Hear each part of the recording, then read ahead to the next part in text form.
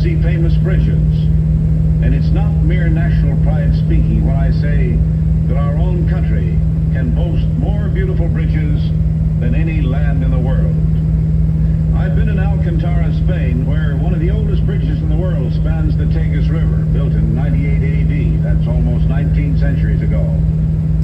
Soon I'll be journeying back to Mackinac to see the newest, the world's longest suspension bridge. Naturally, it would be the longest, for Mackinac is northern Michigan, the country of Paul Bunyan. For those of you unfamiliar with the Straits of Mackinac, it's a 5-mile stretch of water connecting two of our Great Lakes and dividing the state of Michigan. A few years ago, when the people of Michigan revived serious talk about building a bridge across the straits, some of the experts said impossible. Because of the underwater terrain, the speed of the current, the Mackinac winters, they gave all sorts of reasons. But I hope they were wrong, because this bridge had been a dream that men had kindled and kept alive for over 70 years. It all started in 1883 with the dedication of the Brooklyn Bridge. William Salson, a department store owner in St. Ignace, Michigan, proposed a similar bridge for Mackinac. Few took him seriously. It was tough enough to get a boat across the straits. Gales up to 78 miles an hour have been recorded. Temperatures range from 115 above to 35 below.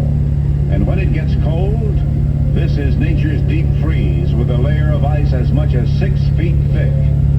Around the turn of the century, and for some years after, the railroads ran boats to move their passengers from one depot to another. Then came the ferries, which took you across with only minor inconveniences, such as waiting in line for 19 hours. Dreams began to turn into reality with the appointment of the Mackinac Bridge Authority, headed by former United States Senator Prentice M. Brown.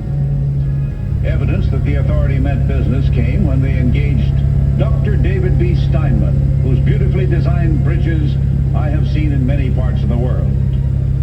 This bridge would represent the full flower of his talent, if everything went according to plan. I just happened to be in Mackinac in 1954 when they started surveying, pinpointing exact locations of the 34 piers. And I do mean exact locations. This bridge had to be straight, and it wouldn't be if any pier was offline as much as 1 inch. Maybe that's why engineers are so proud of their profession. The only profession where excellent isn't good enough, where every part of every job must be perfect. Those giant caissons were built in sections at American Bridge's Gary, Indiana plant, shipped by rail to Alpena, Michigan to be assembled, then floated to the site of the bridge. As you can see, the caisson comes to a sharp edge at the bottom where the two cans are joined, so it can cut through to bedrock as the space between cans is filled with concrete. Sinking the caissons for the towers was one of the biggest parts of the job. Remember the song we sang as kids? You all do. London Bridge is falling down. Well, the original London Bridge, made of wood, was always falling down. But this bridge is made of steel, including those eye bars which will anchor the giant cables that will support this bridge. While the huge caissons were being sunk, other men at Ambridge, Pennsylvania, were fabricating sections of the main towers, laying them out on the ground and bolting them together as a last check before they leave the shop. After all, it would be a little embarrassing to construct half of a tower, find a part that doesn't fit, and have to say, oops. That didn't happen, though. In this game of bridge, the trump is know-how, and these men have it. Those twin towers rise more than 750 feet from bedrock, higher than any building in the nation, outside New York City. To jump the gun on winter, to squeeze in the last possible day of work, the two giant backstay spans were assembled on shore, floated to the site, and maneuvered into position. A dramatically sensitive, delicate operation. In the spring of 1956, the men returned to the bridge to tackle the most spectacular part of the job, spinning the giant cables. First, though, a catwalk had to be built for the bridgemen, their private sidewalk in the sky. A sidewalk made of cyclone fencing and timber.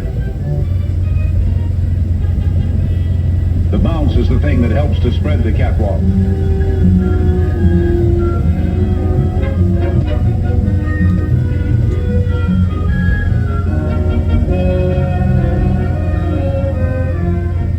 By July, the catwalks were joined and the cable spinning could begin. The spinning wheels pass each other in the exact center of the bridge. A cowbell warns bridgemen as the wheel approaches. As the wheels complete each trip, the wires are removed and secured to the eye bars.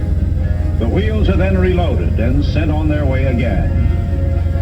The men in friendly competition worked around the clock in a battle against time, a battle to complete the cable spinning before another winter came to Mackinac.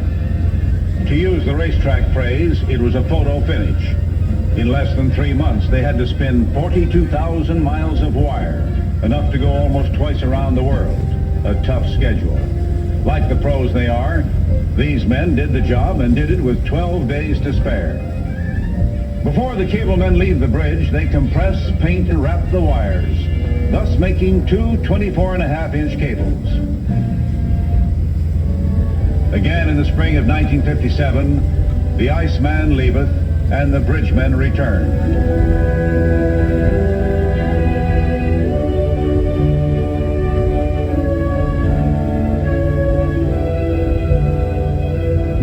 They hung steel suspender ropes to support the roadway. That's why they call it a suspension bridge. The road hangs from the cables. 5 miles long, 4 lanes wide, a modern superhighway. And speaking of modern design, look at that open floor used in the 2 inner lanes and the center strip. Safety plus for us motorists. The open flooring gives easy passage to the winds of Mackinac and keeps the roadway free of winter's sleet and snow. Now the bridge is finished. Engineering and manufacturing know-how have joined together, 2 parts of the Wolverine state long divided by nature, enhancing the area's industrial development and opening to easy access this great mecca for sportsmen and vacationers the year round, forging what will become another strong link in our new federal system of interstate and defense highways. Designers, engineers, and bridgemen of the future will build a longer bridge, but even when they do, this great bridge will stand as a resolute monument of steel to man's eternal urge to construct. A 5-mile dream come true. One last word, a word of warning.